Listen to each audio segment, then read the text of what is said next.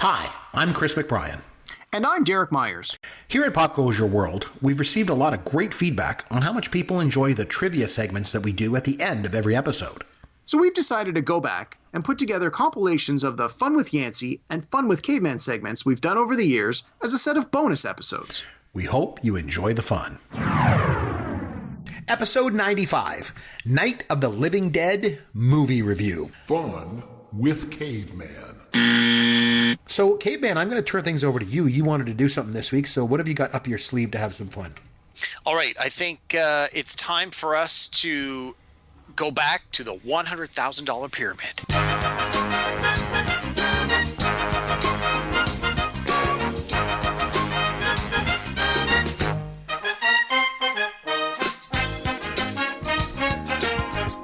I love the $100,000 pyramid. You know I love game shows, so this is great. I love game Normally, shows. Anytime we've done this in the past, I've been the game show host. Are you saying that you're going to be, because I have nothing prepared, so you're going to be the host of the game show for me? Yes, I am, Chris. Today on the $100,000 pyramid, you could win bragging rights. Nice. I like bragging rights, and they go far around here, that's for sure. So I'm going to take my seat in the winner's circle. Is that correct? And we're going to play around? Yes. So, keeping on the theme of horror movies, okay. The topic of today's pyramid is movie monsters. Movie monsters. Movie okay. monsters. We'll say movie monsters / movie villains. Okay. So for each one, I'm going to read you a list of actors and actresses who have played that role in various iterations, and I just want you to tell me the name of the role that they've played. And I'm going to be very generous because in some cases the name is a little different, but it's very similar. So I'm going to give you a wide latitude here. But in each one, the answer is the name of a movie monster, movie villain, something along that line. So you're going to give me a list of actors that have all played the same movie monster, and I've got to name the monster. Yes. Okay. All right. I'm ready when you are. The clues will get a little harder as we go up the pyramid because they're worth a little bit more bragging rights. Sounds good. All right. Are you ready? Yes, go. Tyler Lautner, Michael Sheen, Benicio del Toro, Jack Nicholson, Michael Landon. Oh, werewolf. Bingo, werewolf. Good. Yes. All right. Jack Nicholson, Jared Leto, Mark Hamill. Oh, Joker. The Joker. Heath Ledger. Yes, Joker. Nice. All right. Eddie Murphy, Leslie Nielsen, Tom Cruise. Vampires. Yes. Aaron Eckhart, Robert De Niro, Christopher Lee, Peter Boyle, Van Helsing, Bela Lugosi, Dracula, Boris Karloff. Okay, pass. Pass. Bill Cosby. The devil? Yes.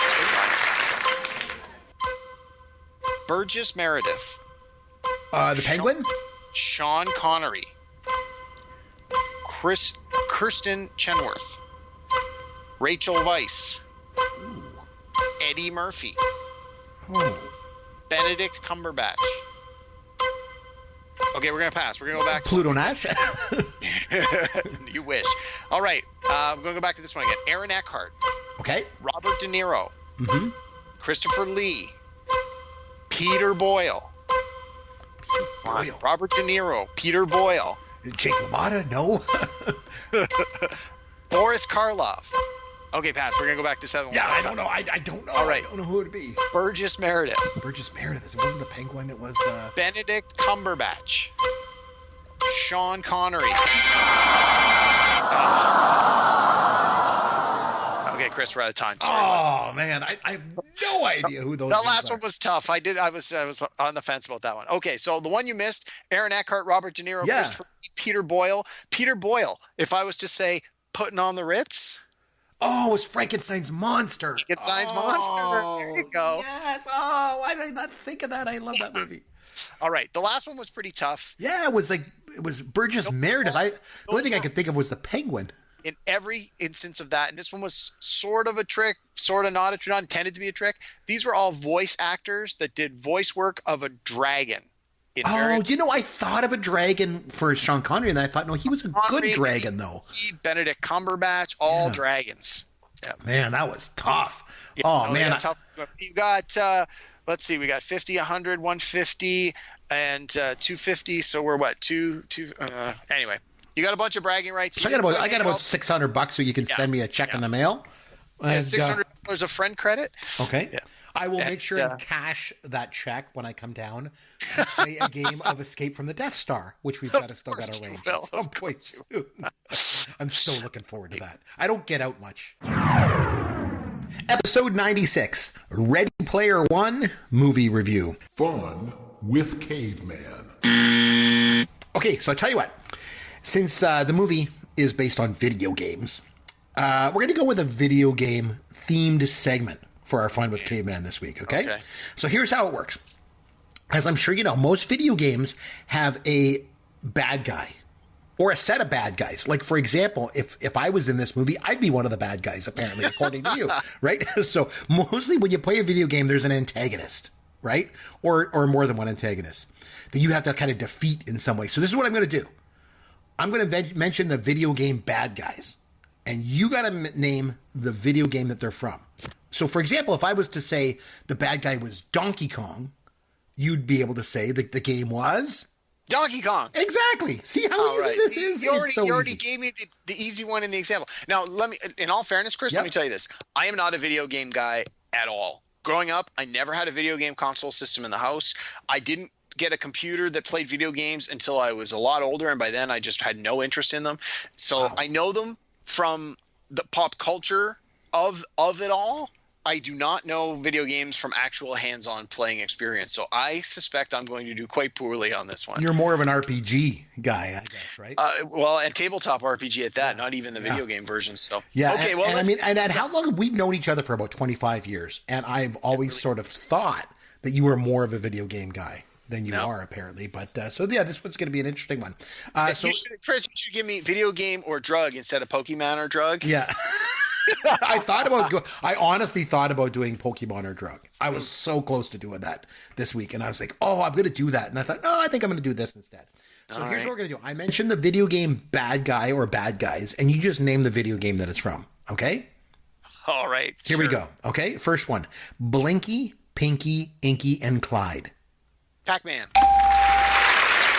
Yeah, see, you got this. This is easy. And I'm going to mix up some new ones, some old ones. I'm going to make you're going to be right in your wheelhouse here, okay?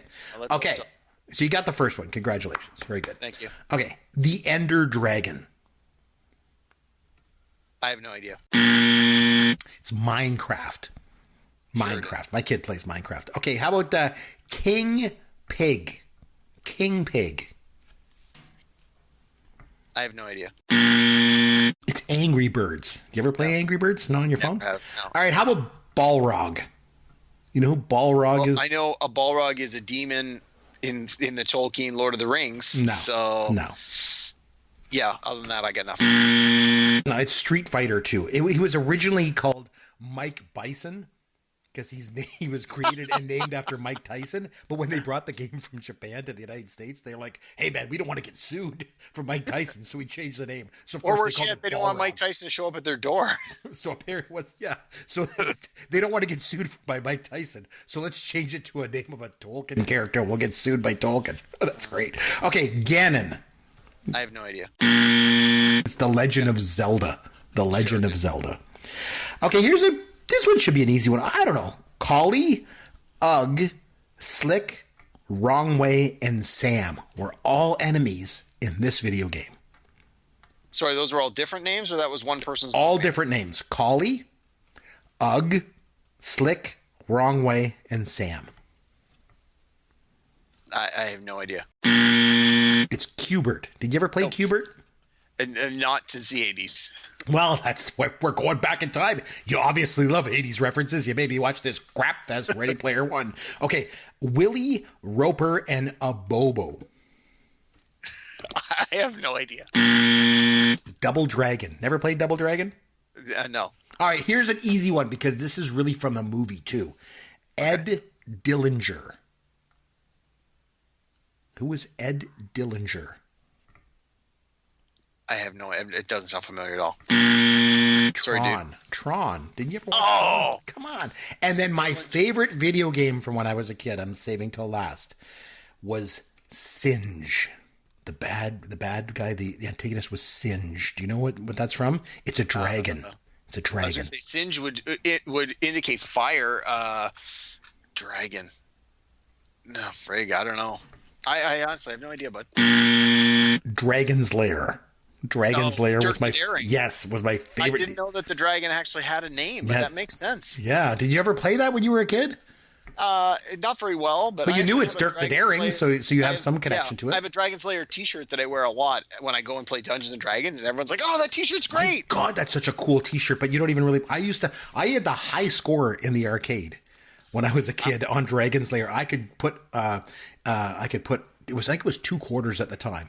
I put the 2 quarters and I could go right to the beginning to the end, not losing one life, right to the end. I can do the whole thing. I was so good at that game. That is an impressive skill that should still be on your resume. Yeah, it is. It is. It's a page 1 of the resume, right at the top. Dragon's Lair champion, 1985. It's right there. So, so obviously video games aren't your thing. Just like Steven Spielberg. Just the same thing. You have something in common with Steven Spielberg. Video games are just not your thing. Just like him. So anyway, I thought some of those that you might get. You got one. You got Pac-Man, so I'll give you that one. And I knew Donkey Kong. And you knew Donkey Kong. That was just a kind of a lead-in, to the whole thing. I thought the only one that I knew I would know was if you had Bowser, who I know is the bad guy from the Super Mario Brother, or just I guess Mario Brothers. Isn't Bowser the bad guy from Sha-Na-Na? Well, it depends on your point of view. Yeah, I mean that's another Gen X reference. Sha-Na-Na. No, if you had said what band Bowser play for, that I would know. You would know that one, Sha-Na-Na? Yeah. Oh, I'm impressed. They used to perform on Solid Gold all the time. See, Marilyn McCoo coming up next. Bowser and Sha-Na-Na. Come on, I know these things. Oh man, I'm impressed. I'm impressed that you know that. I like Bowser, and it was so funny. I encouraged my youngest son. He got this stuffed animal penguin, and he's like, "Daddy, I got to give it a name." I'm like, "Dude, you got to call it Bowser." He's like, "Yeah, I love that name." He calls it Bowser. Has no idea why. Episode 97: Movies We've Never Seen. Fun with Caveman. Okay, Caveman. So here's what we're gonna do. I'm gonna hit you up with some trivia questions tonight. Okay, and these are based on really, really kind of popular movies. Some of the most popular movies of all time. Okay. So, but maybe some of them you haven't seen. I don't know. We're gonna find out. So my first question: if you adjust for inflation, what movie is the highest grossing film of all time? Gone with the Wind. Yes, very good. You're right. It is. Which I've never seen. And I have not seen it either. Oh, jeez. Okay.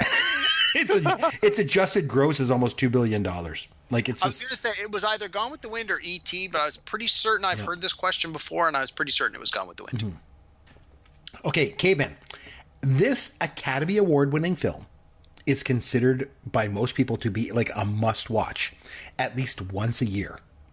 And it's often shown multiple times on the network television stations, usually around Thanksgiving, if I'm not mistaken. Can you name the film? Well, when you said once a year, I was thinking Christmas. So I was thinking It's a Wonderful Life. But if you're saying now it's Thanksgiving. It's a musical. Oh, wow, musical. You're right out of my wheelhouse now. It won Best Picture in 1965. Oh, yeah, that helps. It's got a fellow Canadian, Christopher Plummer, in it. Julie Andrews sings in the mountains. Wait. You mentioned it earlier. Sound of Music 1960. I've also never seen it either, by the way. Wow. I only knew that because I'd written down Sound of Music 1965 on my list. If I had not written down the year, I wouldn't have got that. Yeah. Okay, here's a movie for you. This film... Wait. They show that at Thanksgiving? Yeah, I think it's Thanksgiving? It's around Thanksgiving, because the only reason I remember that is as I mentioned earlier when you mentioned it, my mom and my sisters would watch it every friggin' year on TV, and it would be right around Thanksgiving. It would come on, and we'd have to watch The Sound of Music. I'd have to go in the other room and watch paint dry, and it was just, it was not fun. Thanksgiving was not fun for me. Is the movie about that? I don't understand how that would equate to Thanksgiving. I don't know. The Nazis. I know. I know. Go figure. But it seems to me, and if anybody, tweet at me if I'm wrong, but I seem to recall every year right around Thanksgiving they would just show it on network television all the time. Anyway. Wow. Okay. Next one. This film, it jetted into theaters and became the highest grossing film of 1986. It also features a cast of actors that went on to star in such diverse movies as When Harry Met Sally, Mission Impossible, The Shawshank Redemption, and Batman Forever. Can you name this 1986 film? No. Wow. No, I have no idea. It jetted into theaters. Top Gun. Yay! There you go. There we go. I was thinking Top Secret with Val Kilmer. Oh, I'm like, very that good. can't possibly. And then you're like, jetted. I'm like, wait, Val Kilmer was Iceman. He was in Top Gun. Yep. I've also never seen it. Really? Never seen Top Gun. Tony Scott. Nope. Top Gun. Tom Cruise. No, it isn't. Wow. I've never seen it. Okay. No. Okay, this movie featured Winona Ryder in her first major film role. It was originally titled House Ghosts by the studio, but director Tim Burton convinced the studio to change the title. Caveman, can you name this 1988 film? Absolutely, I can. Michael Keaton, Beetlejuice. Yes, I have also never seen it. Wow, that was a good one, too. Mm-hmm.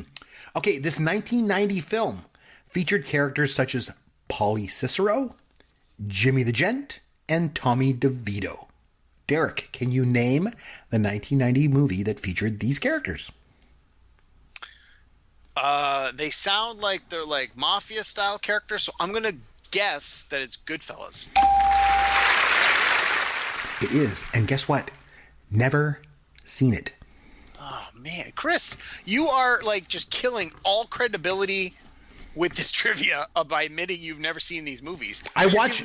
You give me lots of great ideas for what we can watch in future podcasts. Here you go. I watch Meatballs and Stripes over and over and over and over again. Okay, a franchise of 5 films started in 2003 and continued until 2017. The films were directed by Gore Verbinski, Rob Marshall, Espen Sandberg, and Joachim Ronning, and it was based on a famous theme park attraction. Can you name the movie franchise? Was it Pirates of the Caribbean? Yes, it was. Congratulations. Nice. Very good. Did they really make 5 of those movies? Yep, and I've never seen a single one of them. I definitely saw the first 3. I think 1 and 2 I saw in the theater, and 3 I think I saw on video. I had no idea they even made a 4 and 5. Yeah. Okay, Steven Spielberg. You remember him from the last episode, Ready Player One? Yep. Yeah, that was fun. Yep, know all about him. Okay, so Steven Spielberg directed this 2008 movie, which was the 4th installment in a franchise of films that took place between 1936 and 1957 and featured an ongoing pursuit of historical artifacts. Can you name the 2008 film? Well, I'm torn. I think I know the answer to your question, but I think by vocalizing it, I legitimize it and give it power, which I don't want to do. So I will answer it. It's Indiana Jones and the Crystal Skull. Yes, the Kingdom of the Crystal Skull. Yeah. Something with Crystal Skull. It was terrible. It was so bad. It was a giant red X on what was otherwise a great trilogy. Raiders of the Lost Ark is in my top 3 movies of all time, but I've never seen this movie. Really, Chris? What other 2 movies might there be in that top 3 list? Could one of them perhaps be Jaws and the other one perhaps be Star Wars? Oh, maybe. You never know. You may have mentioned that on a podcast or 2 before, but I could be wrong. But my point of it is that that's one of my favorite movies of all time, and I've never seen the Crystal Skull. Okay, final question. I'm going to give you a list of movies. Okay? When I'm done giving you the whole list, you just got to tell me what they all have in common. Okay? Green Book, The Shape of Water, Spotlight, Birdman, The Departed, The Artist, Chicago, and A Beautiful Mind. Those all won Best Picture in the last, I want to say 10 years or so. Very, very good. They have. And one other aspect of all of those movies. Yep. For the record, I've seen all of those movies except The Artist, which I believe was the wrong call. Right. Who watches a friggin' silent movie in 2000 and what movie that? 13, 14, I think it was. 13? Yeah. Like that's one of those ones where you look back and go, what were they thinking? Although people are already saying that about Shape of Water, which I kind of disagree with because I like that movie and I like Del Toro, but yes, The Artist, like for realsies, there was a lot of better picks than that. Anyway, so yeah, no, all those movies won Best Picture, and also I have never seen any one of them. Wow. Now, okay, we're being honest, so I'm not surprised because I know you haven't seen a movie that's come out in the last 20 years because it doesn't feature someone who was in an 80s drama or sitcom, but some of those movies you just read are actually quite good and were absolutely deserving of the Oscar that they won. And you should probably make a point of trying to see some of them. Like which one? I think The Shape of Water I would watch. I have no desire to see Green Book or Spotlight. I don't even know what Spotlight is. Birdman, no desire. The Departed, no desire. The Artist, Chicago's a musical, don't want to see it. Beautiful Mind, looks dumb. Wow. Okay, well, I got nothing to add to that. That's just my take on those. So anyway, so basically I also wrapped up during that whole trivia segment all movies that I haven't seen either. So I just kept adding to the list. Yeah. Hard to believe. Yeah, you're right. Maybe I'm chipping away at my credibility, as you say, in terms of a movie buff, but I'm solidifying my reputation as a Gen X guy that just keeps watching the same movies over and over again, baby. That's all I do. Episode 98, The Blues Brothers Movie Review. Fun with Caveman. All right, over to you, my friend. Take us away. What have you got for us this week? All right. So, again, knowing how much you love this movie, there was no point in me trying to give you trivia about this movie because you probably would have just answered all of it in the last 40 minutes of discussion, and I knew that. So I had to take this in a slightly different direction. Okay. But not too much of a different direction. So as you've mentioned, The Blues Brothers was based on characters that had appeared on Saturday Night Live. That's correct.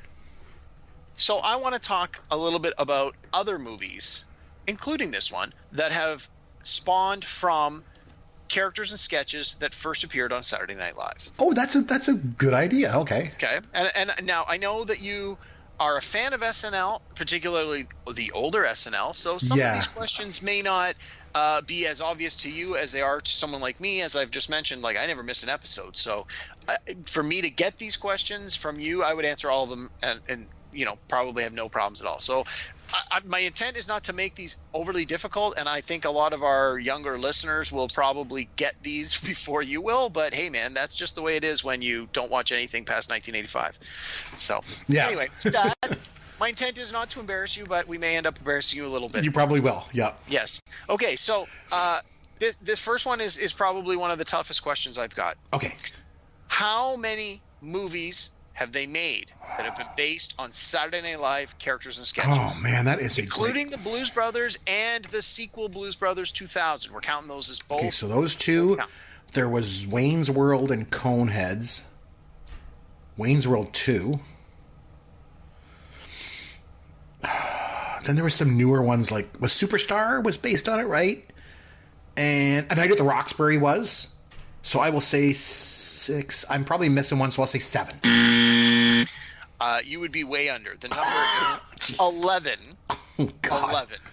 Okay, so out of are you going to run through them for me? I will, but that's part of my follow-up questions because I knew you wouldn't get them all. So they made 11 movies based on Saturday Night Live characters, sketches, recurring characters. Okay. Of those 11 movies, how many do you think actually made money based on the budget they had and what their worldwide revenue was? The Blues Brothers would have made money. Wayne's World would have made a lot of money. Wayne's World 2 probably made money. I said Coneheads probably bombed. What else does Blues Brothers 2000 probably bombed. Night at the Roxbury, I don't know, I think of it as a bomb. And then what did I say, Superstar 2? I don't know. I'll say Superstar I'll say it lost money too, I think. So I would say Blues Brothers and Wayne's World 2. So I'd say 3 of them made money. So you're both right and wrong. So those 3 did make money. Right.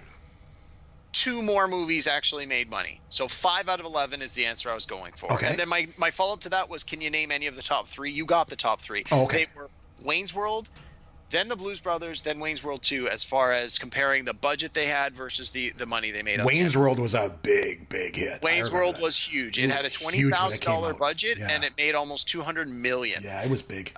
Which is obviously a big part of why they said, yes, we're going to make a sequel. For the sequel, they doubled the budget to $40,000. So it ended up making about $10 million. Pardon me, I said grand. It was $20 million budget the first, $40 million budget the second, and the second movie made about $48 million. So the second one made money, not nearly to the extent of the first one, but the first one was so good, you know. Mm-hmm. If you can capture lightning in a bottle twice, let's go for it. So what other ones made money? The other 2 movies that made money, Superstar, budget of $14 million, made $30, so double. And A Night at the Roxbury had a budget of $17 and made $30. Oh, so it made money. Double. Yeah, the other ones were all pretty bad. Some losing quite a bit of money. That doesn't surprise me. So at some point, are you going to tell me what they all are? We'll get to that, I'm sure. Yeah, I'll get to that. Okay, cool. There's a bunch of the ones that we haven't covered yet. I'm going to give you a brief synopsis, a 1-sentence synopsis of the movie, and I want you to tell me if you can tell me the title. And if you can't, I'll give you the name of the actor or actress that is the lead character as a hint. Okay? Yep. In no particular order. Okay. So, this movie is about a would-be self-help guru as he attempts to help his deeply troubled family and his low-rated public access television show. Can you name the movie? I'm trying to think. I for some reason, The Love Guru is coming to my mind with Mike Myers, but that was not based on SNL.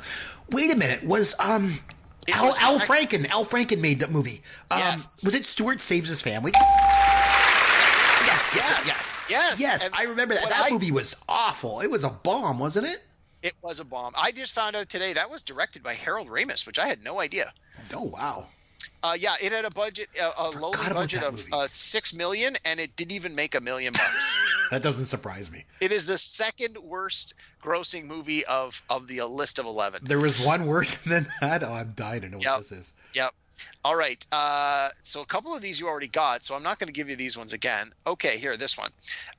This movie is actually a parody of an action-adventure television series from the 80s in which the main character uses his knowledge of science to solve complex problems by making things out of ordinary objects. That sounds Can you name the Saturday Night Live movie? You're describing MacGyver, and I remember there was. I stopped watching SNL at that time. There was a character they did on there, and it was like MacGyver-ish kind of thing. I don't remember the name of it. It was kind of like MacGyver. It was kind of a play on that name. Is that right? That's as close as you can get without getting it right. It was MacGruber. Oh yes, yeah. I stopped watching it. When was that? About what time? 2010 was the movie. Yeah, that makes. I wasn't watching SNL at that point, so yeah. Yeah, Will Forte had the title role of. Oh. All right. MacGruber, by the way, was 9 out of 11. It had a $10 million budget, and it made just under $10 million. It almost broke even, but not quite. And they're apparently making a sequel. Oh, that's just ridiculous. I was reading on this today. Yeah. They are in the process of, I think they have the script, and they're just putting the money together. So, all right. One more here. This movie focuses on the exploits of a suave, self-proclaimed sex therapy expert who gives dubious romantic advice and lovemaking tips during his radio show. I want to say, I remember this kind of. There was a buddy of mine that liked SNL around this time, and it's, what's the guy's name? I can see his face. Tim Meadows? Is that right? Yes. He did. Was it called The Ladies' Man? Is that right? Yeah, I remember. I remember my buddy Grant liked that movie, and I was like, I'm not going to see that stupid thing. Yep. Yes, I remember that thing. I don't even think I ever once even saw that sketch. I didn't watch SNL probably late 90s right through until today. Haven't really seen it. So Ladies' Man came out in 2000. Heard about it. Yep, heard about that. Had a budget of $24 million. Made about $14 million, so it lost about $10 million. I do not believe they're making any sequels to this. Nor should they.